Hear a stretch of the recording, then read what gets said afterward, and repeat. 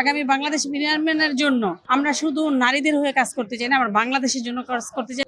আসলে স্বাধীনতার এত বছর পরও আমরা কিন্তু অনেক দিক দিয়েই পেছনে আছি। বিশেষ করে স্বৈরাচারী সরকার, ফ্যাসিবাদী সরকার বাংলাদেশের যে মূল স্ট্রাকচারগুলি ছিল, মানে আমাদের যে সেক্টরগুলি ছিল, আপনি বলেন শিক্ষা, স্বাস্থ্য, প্রত্যেকটা জিনিস কিন্তু ধ্বংস করে দেওয়া হয়েছে।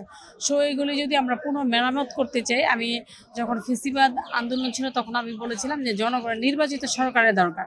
কারণ জনগণের নির্বাচিত সরকারের তার দায়বদ্ধতা থাকে, তার জবাবদিহিতা থাকে। সেই ক্ষেত্রে যে আমার 5 বছর যেতে হবে, কিন্তু বাংলাদেশের দীর্ঘ 20 বছর বলতে গেলে নির্বাচনই ছিল না। 4টি নির্বাচন হয়েছিল। একটা ছিল হচ্ছে সমঝোতা নির্বাচন, আরেকটি ছিল হচ্ছে আনকনটেস্টে একটি 53টা সিট নিয়ে তারা সরকার গঠন করেছিল, আরেকটি ছিল হচ্ছে দিনের ভোট রাতে। তারপর লাস্টে 2007 সালে যে 7ই জানুয়ারিতে যে নির্বাচনটা হয়েছে, সেটা হয়েছে আমি তুমি ডামি স্বামী, সে ডামি নির্বাচন আর কি। তো তারপরে সারা বাংলাদেশের মানুষ গণঅভ্যুত্থানের মাধ্যমে তারা তাদের নির্বাচিত সরকার প্রতিষ্ঠা করেছে। একটা ইনক্লুসিভ নির্বাচন বাংলাদেশে হয়েছে। সো আগামী বাংলাদেশ বিনির্মাণের জন্য আমরা শুধু নারীদের হয়ে কাজ করতে চাই না, আমরা বাংলাদেশের জন্য কাজ করতে চাই, জনগণের জন্য কাজ করতে চাই, মানুষের জন্য কাজ করতে চাই। সেই ক্ষেত্রে নারী বাংলাদেশের 52% কিন্তু নারী। সো এই বিশাল একটি অংশকে আমরা একদিকে রেখে, অন্ধকারে রেখে এ দেশ কখনো আলোকিত বাংলাদেশে আমরা পৌঁছাবো না। সো তাদেরকে কাজে লাগানোর জন্য শহীদ রাষ্ট্রপতি জিয়াউর রহমান শুরু করেছিলেন।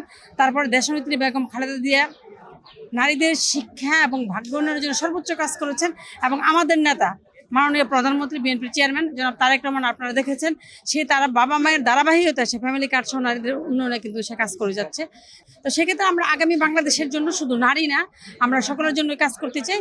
আর নারীরা আমরা যদিও বলে আমাদের দেশের এই প্রেক্ষাপটে সামাজিক বাস্তবতায় নারীরা কিন্তু এখনও অনেকটা পিছনে, অনেক বাধার শিকার হয়। যেহেতু আমি একটি নারী, আমি যেহেতু ইডেন বিশ্ববিদ্যালয় কলেজে দীর্ঘদিন নেতৃত্ব দিয়েছি, এশিয়া উপমহাদেশের জন্য শ্রেষ্ঠ মহিলা বিশ্ববিদ্যালয় কলেজ, সেই ক্ষেত্রে সেই জায়গায় যেহেতু আমি দীর্ঘদিন নেতৃত্ব দিয়েছি, আমি নারীদের সমস্যাটা আমি অনেকটা বুঝি।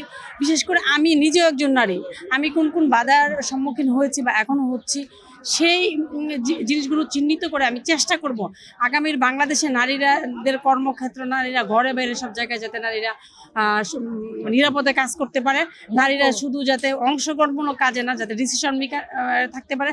নারীদেরকে শুধু অংশগ্রহণমূলক কাজে রাখলে হবে না, তাদেরকে অর্থনৈতিকভাবে স্বাবলম্বী করতে হবে।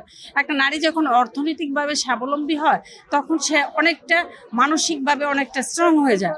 সো আগামী বাংলাদেশের জন্য আমাদের অনেক সীমাবদ্ধতা আছে। আমরা চেষ্টা করব ইনশাল্লাহ এই বাধাগুলি অতিক্রম করে একটা সুন্দর বাংলাদেশ বিনির্মাণ করার জন্য।